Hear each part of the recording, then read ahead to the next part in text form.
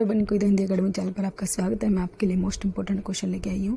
Please दोस्तों आप मेरे चैनल को सब्सक्राइब कीजिए, वीडियो को लाइक कीजिए, दोस्तों के साथ शेयर कीजिए। सभी क्वेश्चन जो आपके लिए किसी न किसी परीक्षा में आए हुए हैं और आगे भी आ सकते हैं, आपके लिए मैं डेली ऐसे ही वीडियो लेके आती हूँ। आपने ज़रूर वीडियो को देखना है और जो इस चैनल को जुड़ने के लिए अपने चैनल को जरूर सब्सक्राइब करना है। क्वेश्चन स्टार्ट करते हैं। क्वेश्चन नंबर 1 है, चंद्रबरदाई ने पृथ्वीराज रासों में मुख्यतः किस छंद का प्रयोग किया है? तो बताना है चंद्रबरदाई ने जो है पृथ्वीराज रासो रचना लिखी है। ये भी आप देखो, इससे क्वेश्चन बन जाता है। चंद्रबरदाई ने पृथ्वीराज रासो रचना लिखी है और उसमें छंद पूछा है, कौन से छंद का प्रयोग किया है? तो ए होगा कवित छंद का, और छप्पा छंद का भी प्रयोग किया है इन्होंने, ये भी आप नोट करोगे। क्वेश्चन नंबर 2 है, राहुल संस्कृतायन ने हिंदी का प्रथम कवि किसे माना है? सरहप्पा, पुष्पदत्त, शालिभद्र सूरि, स्वयंभू। राहुल संस्कृतायन ने जो है हिंदी का प्रथम कवि ए होगा सरहप्पा को माना है इन्होंने। क्वेश्चन नंबर 2 का ए आंसर। क्वेश्चन नंबर 3, नीचे दिए गए विकल्पों में से एक शब्द घर का पर्यायवाची नहीं, उसमें चयनित कीजिए। घर का पर्यायवाची नहीं है, नहीं बताना है कौन सा नहीं है। क्वेश्चन नंबर 3 है, कौन सा भवन, भुवन, निकेतन, सदन? तो बी होगा भुवन। भुवन नहीं है इसका पर्यायवाची, यह होता है संसार होता है, भुवन संसार होता है। क्वेश्चन नंबर 4, निम्नलिखित में से किस शब्द में उपसर्ग नहीं लगा है? उपसर्ग नहीं लगा है, उपसर्ग हमेशा आगे लगते हैं, तो कौन सा शब्द है जिसमें उपसर्ग नहीं लगा है? तो डी होगा दर्शन। दर्शन में उपसर्ग नहीं लगा है, ठीक है। इन तीनों में लगे हैं, ए बी सी में तीनों में उपसर्ग लगे हैं, लेकिन दर्शन में नहीं लगा। क्वेश्चन नंबर 5, निम्नलिखित में से कौन सा तद्भव शब्द है? तद्भव कौन सा है वो बताना है। चाम, धर्म, पर्ण या विष्णु? तद्भव बताना है कौन सा है, तो ए होगा चाम। चाम जो है तद्भव है। चर्म का बना है चाम। क्वेश्चन नंबर 6, मोक्ष की इच्छा रखने वाला क्या कहलाता है? कर्मठ, मुमुक्षु, उत्सुक, जिज्ञासु। तो मोक्ष की इच्छा रखने वाला क्या कहलाता है? क्वेश्चन नंबर 6 का जो राइट आंसर है वो हमारा जो है बी होगा मुमुक्षु, मुमुक्षु। क्वेश्चन नंबर 7, अवधि शब्द का अर्थ है अवध की भाषा, अवधवासी, कालचक्र, ये सभी। तो अवधि शब्द का क्या अर्थ है? क्वेश्चन नंबर 7 ए होगा अवध की भाषा, अवध की भाषा। क्वेश्चन नंबर 8, गुरुमुखी किस भाषा की लिपि है? बंगला, मणिपुरी, पंजाबी, गुजराती। तो गुरुमुखी बतानी है किस भाषा की लिपि है। क्वेश्चन नंबर 8 है हमारा, तो सी होगा पंजाबी। हिंदी की जो है देवनागरी है। क्वेश्चन नंबर 9, हिमगिरी के उत्तुंग शिखर पर बैठ शिला की शीतल छाह, ये पंक्ति किस काव्य रचना की है? पंक्तियाँ पूछी जाती है पेपर में, तो आपने पंक्ति भी जरूर ध्यान रखनी है। रचना का नाम बताना है, किस रचना में से ये पंक्ति ली गई है। तो बी होगा कामयानी। कामयानी में से ये पंक्ति ली गई है, आप इसको अच्छे से याद रखोगे। कामयानी में से ली गई है ये पंक्ति। रस्मरति, गुंजन, साकेत, ये भी जो है रचनाएं हैं, ये भी आप ध्यान रखोगे। क्वेश्चन नंबर 10, श्याम जल से पौधे सींच रहा है वाक्य में शुद्ध रूप होगा। शुद्ध रूप बताना है, इसमें से कौन सा होगा, ए बी सी या डी? किसमें जो है शुद्ध रूप प्रयोग किया गया है? सी होगा, श्याम पौधे सींच रहा है, ये इसका शुद्ध वाक्य बनेगा। क्वेश्चन नंबर 11, कल्पवास का अर्थ होता है कुछ समय के लिए गृह त्याग, तपस्या करना, एकांत स्थान में जाना, स्वास्थ्य लाभ के लिए कहीं रहना। तो कल्पवास का अर्थ क्या होता है? ऐसे अर्थ पूछा जाता है आप लोगों से, तो आप बताना है। क्वेश्चन नंबर 11 ए होगा, कुछ समय के लिए गृह त्याग। क्वेश्चन नंबर 12, इति या इर्ति का सही अर्थ भेद है। ऐसे पेपर में क्वेश्चन पूछे जाते हैं, इसी हिसाब से मैं आपके लिए क्वेश्चन लेके आई हूँ। तो क्या होता है? डी आंसर होगा, समाप्ति और विघन। इति का मतलब समाप्ति होता है और इर्ति का मतलब विघन होता है, आप ध्यान रखोगे। क्वेश्चन नंबर 13, उज्ज्वल में प्रयुक्त संधि है, कौन सी संधि यूज की गई है उज्ज्वल में? संधि का नाम बताना है। गुण, व्यंजन, विसर्ग या दीर्घ संधि। क्वेश्चन नंबर 13, तो बी होगा व्यंजन संधि है। उज्ज्वल में जो है व्यंजन संधि है, इसको उत प्लस ज्वल बन जाएगा, ये आप इसको भी ध्यान रखोगे, उत प्लस ज्वल बनेगा। क्वेश्चन नंबर 14, हिंदी साहित्य में महाप्राण किस कवि के लिए प्रयुक्त होता है? महाप्राण किस कवि को कहा जाता है? तुलसीदास, निराला, जयशंकर प्रसाद, सूरदास। तो बताना है महाप्राण किस कवि को कहा जाता है। बी होगा निराला। निराला कवि को जो है महाप्राण कवि कहा जाता है। मोस्ट इंपॉर्टेंट क्वेश्चन है, महाप्राण जो है निराला जी को कहा जाता है, ये आप अच्छे से याद रखोगे। क्वेश्चन नंबर 15 है, मिलन का मत नाम लो मैं विरह में चीर हूँ, यह पंक्ति किस रचनाकार की है। मोस्ट इंपॉर्टेंट पंक्ति, पेपर में बार बार आती है ये पंक्ति। किसने लिखी है, महादेवी वर्मा, मीरा भाई, मनु भंडारी, सुधा कुमारी चौहान। तो किसकी है ये पंक्तियाँ, उसका नाम बताना है। क्वेश्चन नंबर 15 ए होगा महादेवी वर्मा। महादेवी वर्मा ने लिखी है ये पंक्तियाँ, ये ध्यान रखोगे आप। क्वेश्चन नंबर 16 दिए हुए में से कौन सा विकल्प घड़ियां गिनने का अर्थ दर्शाता है। घड़ियां गिनना कौन सा अर्थ दर्शाता है, ए, बी, सी या डी। क्वेश्चन नंबर 16 हमारा घड़ियां गिनना। ए होगा बहुत बेचैनी से इंतजार करना। बहुत बेचैनी से इंतजार करना होता है घड़ियां गिनना। क्वेश्चन नंबर 17 घाट घाट का पानी पीना लोकोक्ति का सही अर्थ है। अनेक क्षेत्रों का अनुभव, जीवन में स्थिरता का अभाव, धर धर भटकना, परोपकार के लिए यहाँ वहाँ घूमना। घाट घाट का पानी पीना लोकोक्ति से लोकोक्ति का अर्थ भी पूछे जाते हैं आपसे। तो एक होगा, ए आंसर होगा अनेक क्षेत्रों का अनुभव होना। अनेक क्षेत्रों का अनुभव होना, घाट घाट का पानी पीना। क्वेश्चन नंबर 18 अतंत में कौन सा उपसर्ग है। उपसर्ग बताना है कौन सा आया हुआ है, अतंत के अंतर्गत उपसर्ग कौन सा आया है। क्वेश्चन नंबर 18 तो बी होगा अति। अति से आया है इसके अंदर। क्वेश्चन नंबर 19 श है कौन सा व्यंजन कहलाते हैं। ये चारों व्यंजन इनका नाम है, इनको क्या कहा जाता है वो बताना है। मोस्ट इम्पोर्टेंट है, ऐसे आपसे व्यंजन जो है पूछे जाते हैं पेपर में, ऐसे ही क्वेश्चन दिए जाते हैं। तो डी होगा उसम संघर्षी व्यंजन है। ये उसम और संघर्षी व्यंजन है, ये आप ध्यान रखोगे। उसम भी है और संघर्षी भी है। क्वेश्चन नंबर 20 निम्नलिखित में से कौन सी बोली पश्चिमी हिंदी की नहीं है। पश्चिमी हिंदी के अंतर्गत कौन सी नहीं आती वो बतानी है। क्वेश्चन नंबर 20 जो डी जो है अवधि जो है पश्चिमी हिंदी के अंतर्गत नहीं आती है। ब्रजभाषा बुंदेली खड़ी बोली आती है, अवधि नहीं आती। डी अवधि नहीं आती, ये आप ध्यान रखोगे। 3 आती हैं ये, लेकिन अवधि नहीं आती है। क्वेश्चन नंबर 21 शुद्धगढ़ी किसकी भाषा है। शुद्धगढ़ी जो है किसकी भाषा है। कबीर, रहीम, जयसी, रामानंद। जो है किसने जो है, ए होगा कबीरदास ने शुद्धगढ़ी भाषा का प्रयोग किया है। क्वेश्चन नंबर 22 थोड़ा सा दूध गर्म कर दो, इस वाक्य में विशेषण का कौन सा भेद है। गुणवाचक, निश्चित संख्यावाचक, सार्वनामिक, अनिश्चित परिमाण वाचक। तो क्वेश्चन नंबर 22 जो है इसे बताना है कौन सा विशेषण का प्रयोग किया गया है। तो डी होगा अनिश्चित। क्वेश्चन नंबर 23 यदि ए या आ के बाद ई या ई आए तो दोनों मिलकर ए हो जाता है, यह स्वर संधि कहलाती है। तो कौन सी स्वर संधि कहलाती है ये, ए, बी, सी या डी। तो बताना है कौन सी स्वर संधि कहलाती है। तो सी होगा गुण स्वर संधि। क्वेश्चन नंबर 24 संविधान की 8वीं अनुसूची में कौन सी भाषा शामिल नहीं है।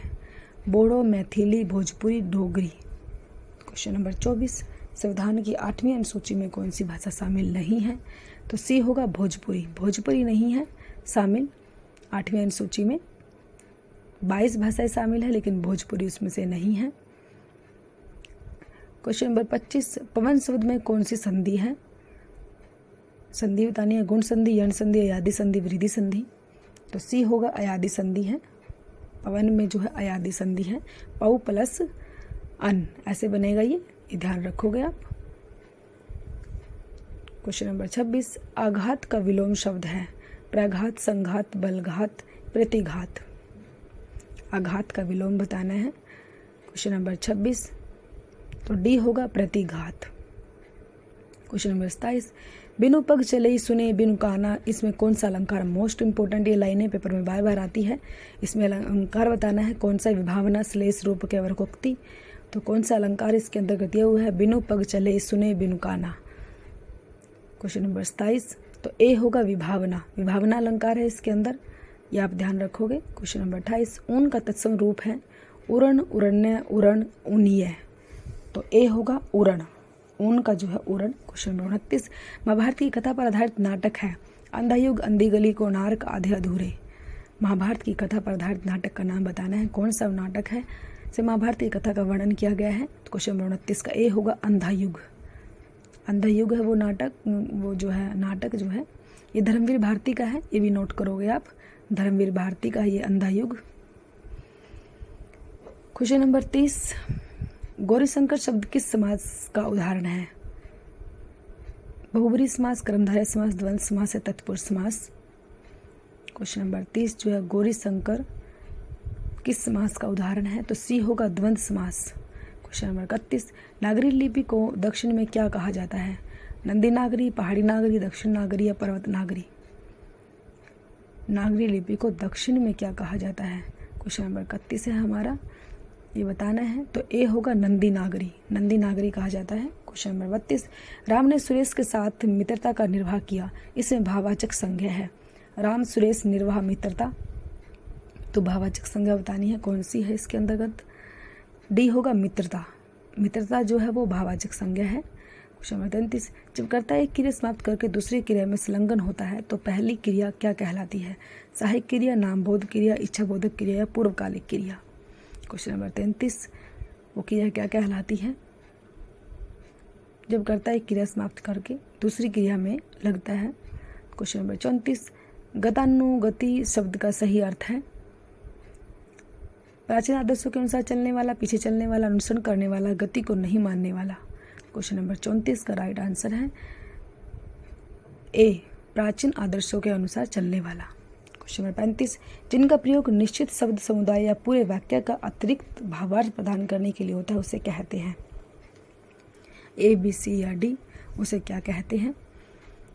क्वेश्चन नंबर 35 है हमारा,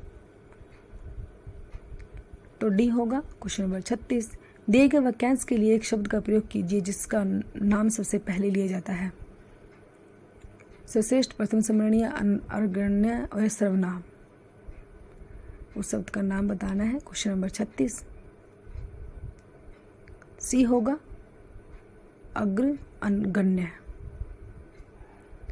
क्वेश्चन नंबर 37, वागीश में संधि है, स्वर संधि, व्यंजन संधि, विसर्ग संधि, दीर्घ संधि?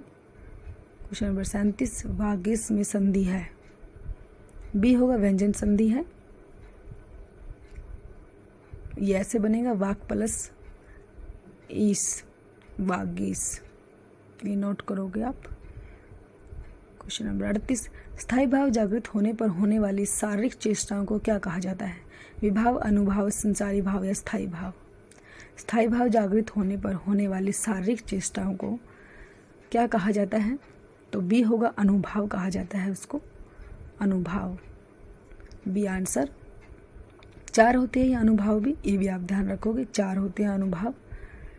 ऐसे पूछा जाता है अनुभाव कितने होते हैं? तो 4 होते हैं। क्वेश्चन नंबर 39, निम्न पंक्तियों में अलंकार पहचानिए। प्रेम, अमीय, मदर, विरुहु, भरत, प्योदी, गंभीर, मथि, प्रकटु, सुर, सुधाहित, कृपा, सिंधु, रघुवीर। इसे बताना है कौन सा अलंकार है, रूपक है, उपमा है, संदेह या भ्रांतिमान है? तो अलंकार का नाम बताना है, इन लाइनों में कौन सा है? तो ए होगा रूपक अलंकार है, रूपक अलंकार दिया हुआ है इस लाइन में। क्वेश्चन नंबर 40, निम्न में से हसव स्वर कौन सा है? हसव स्वर कौन सा है? ए, बी, सी या डी, कौन से हसव स्वर में आते हैं? तो सी होगा ए, ई, उ और री, जो ये हसव स्वर में आते हैं, ए, ई, उ और री। क्वेश्चन नंबर 41, पंक्ति शब्द का तद्भव होगा, तद्भव क्या होगा? 5 जो है पंक्ति शब्द का पात, पाद या पर्ण। 41, ए, बी, सी या डी? पंक्ति शब्द का तद्भव बताना है, क्या बनेगा? तो बी होगा पात, पात बनेगा, ध्यान रखना है आपने। क्वेश्चन नंबर 42, प्रतिवर्ष नदी में बाढ़ आ जाती है, वाक्य में किस प्रकार की संज्ञा है? व्यक्तिवाचक, जातिवाचक, भाववाचक, गुणवाचक? कौन सी संज्ञा दी गई है? ऐसे ही आपसे ग्रामर के क्वेश्चन पूछे जाते हैं। बी, जातिवाचक संज्ञा, जातिवाचक संज्ञा है इसमें। क्वेश्चन नंबर 43, श वर्ण है, दंत्य, मूर्धन्य, तालव्य, कंठ है, तो क्या है ये? बी होगा मूर्धन्य, मूर्धन्य है ये, ध्यान रखोगे आप, मूर्धन्य। त ये सब मूर्धन्य में आते हैं, ढ, ढ, अण, र, ये श, ये सब मूर्धन्य में आती है, आप ध्यान रखोगे, नोट करोगे। क्वेश्चन नंबर 44 है, निम्न पंक्तियों में कौन सा छंद है? साई इस संसार में मतलब को व्यवहार, जब लग पैसा गांठ में तब लग ताको यार। तो दोहा, सोठा, चौपाई या कुंडलिया? कौन सा है इसके अंतर्गत? क्वेश्चन नंबर 44 बताना है। दोहा है, सोट है, चौपाई है या कुंडलियाँ हैं। तो ए होगा दोहा है, इसके अंतर्गत दोहा छंद है। दोहा है, इस पंक्ति के अंतर्गत जो है दोहा छंद है, ये ध्यान रखोगे आप। क्वेश्चन नंबर 44 का ए आंसर है। क्वेश्चन नंबर 45, निम्न में से किस शब्द में इन अथवा ई प्रत्यय नहीं है? कौन सा शब्द है जिसमें इन और ई प्रत्यय नहीं लगा है, वो शब्द बताना है। तो सी है, आइन लगा है इसमें, ये ध्यान रखोगे आप, आइन लगा है। क्वेश्चन नंबर 46, किन्नर का संधि विच्छेद है। संधि विच्छेद बनाना है, इनमें से कौन सा बनेगा किन्नर का? ऐसे संधि विच्छेद पूछा जाता है, ग्रामर के क्वेश्चन ऐसे ही पूछे जाते हैं। तो डी आंसर होगा किम प्लस नरह, ये इसका संधि विच्छेद बनेगा, किम प्लस नरह। ये जो है व्यंजन संधि है, ये भी आप ध्यान रखोगे, ये व्यंजन संधि है। क्वेश्चन नंबर 47, पूत को पूत तो क्या धन संचय, पूत से पूत तो क्या धन संचय। इस पंक्ति में कौन सा अलंकार है? छेकानुप्रास, व्यर्थानुप्रास, लाटानुप्रास, श्रुत्यानुप्रास। तो सी होगा लाटानुप्रास दिया हुआ है इसमें, इन लाइनों में जो है लाटानुप्रास है। क्वेश्चन नंबर 48, जब दो शब्दों में एक सार्थक और दूसरा निरर्थक हो तब वहां लगाया जाता है। योजक चिन्ह है, विस्मादि योजक चिन्ह है, अल्प विराम चिन्ह है या अर्धविराम चिन्ह है। क्वेश्चन नंबर 48 है हमारा। तो ए होगा योजक चिन्ह लगाया जाता है, वहाँ पर योजक चिन्ह का ये निशान होता है, ये आप ध्यान रखोगे, वहाँ पर योजक चिन्ह लगाया जाता है।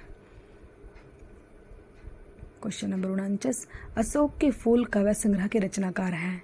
कुबेरनाथ राय, गुलाब राय, रामचंद्र शुक्ल, हजारी प्रसाद द्विवेदी। अशोक के फूल काव्य संग्रह मोस्ट इम्पोर्टेंट है, ये काव्य संग्रह किसका है, राइटर का नाम बताना है। तो डी होगा हजारी प्रसाद द्विवेदी का है। क्वेश्चन नंबर 50, हिंदी की आदि जननी किसे कहा जाता है? पाली, प्राकृत, अपभ्रंश या संस्कृत।